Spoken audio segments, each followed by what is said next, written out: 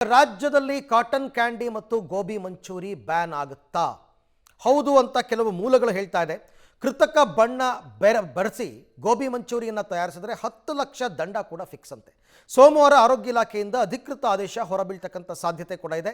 ಯಾಕೆ ಇವೆರಡನ್ನ ಬ್ಯಾನ್ ಮಾಡ್ತಾ ಇದ್ದಾರೆ, ಹೇಗೆ ಇವು ಅಸುರಕ್ಷಿತ, ಜನರ ಆರೋಗ್ಯದ ಮೇಲೆ ಇದು ಹೇಗೆ ಪರಿಣಾಮ ಬೀರುತ್ತೆ, ಇದೆಲ್ಲದರ ಕಂಪ್ಲೀಟ್ ರಿಪೋರ್ಟ್ ಇದೆ, ನೋಡೋಣ ಬನ್ನಿ. ರಾಜ್ಯದಲ್ಲಿ cotton candy gobi manchurian ban. ಕೃತಕ ಬಣ್ಣ ಬೆರೆಸಿ ಗೋಬಿ ಮಾಡುವುದಕ್ಕೆ ಅವಕಾಶ ಇಲ್ಲ. ಕೃತಕ ಬಣ್ಣ ಬೆರೆಸಿದ್ರೆ ಬೀಳುತ್ತೆ 10 ಲಕ್ಷದವರೆಗೂ ದಂಡ. ನಾಳೆ ಆರೋಗ್ಯ ಇಲಾಖೆಯಿಂದ ಅಧಿಕೃತ ಆದೇಶ ಸಾಧ್ಯತೆ. ರಾಜ್ಯದಲ್ಲಿ ಬಾಂಬೆ ಮಿಠಾಯಿ, ಗೋಬಿ ಮಂಚೂರಿ ಬ್ಯಾನ್ ಆಗುತ್ತಾ?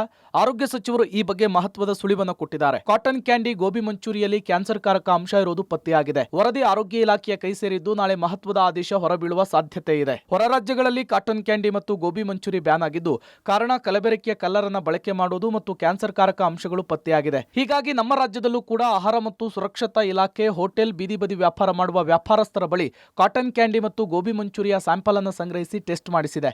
ಈ ಟೆಸ್ಟ್ ನಲ್ಲಿ ಕ್ಯಾನ್ಸರ್ ಕಾರಕ ಅಂಶ ಇರೋದು ಪತ್ತೆಯಾಗಿದೆ. ಕಾಟನ್ ಕ್ಯಾಂಡಿಯಲ್ಲಿ ರಂಡೋಮನ್ ಬಿ ಅಂಶ ಇರೋದು ಪತ್ತೆಯಾಗಿದೆ. ಜೊತೆಗೆ ಗೋಬಿ ಮಂಚೂರಿಗೆ ಹಾಕುವಂತಹ ಕಲರ್ ಜೆಲ್ಲಿಗಳನ್ನ ಟೌನ್ ಟೆಸ್ಟ್ಗೆ ಒಳಪಡಿಸಿದಂತಹ ಸಂದರ್ಭದಲ್ಲಿ ಅದರಲ್ಲೂ ಕೂಡ ಕ್ಯಾನ್ಸರ್ ಕಾರಕ ಇರೋದು ಪತ್ತೆಯಾಗಿದೆ. ಹೀಗಾಗಿ ರಾಜ್ಯದಲ್ಲೂ ಕೂಡ ಬ್ಯಾನ್ ಆಗುವ ಸಾಧ್ಯತೆ ಇದೆ.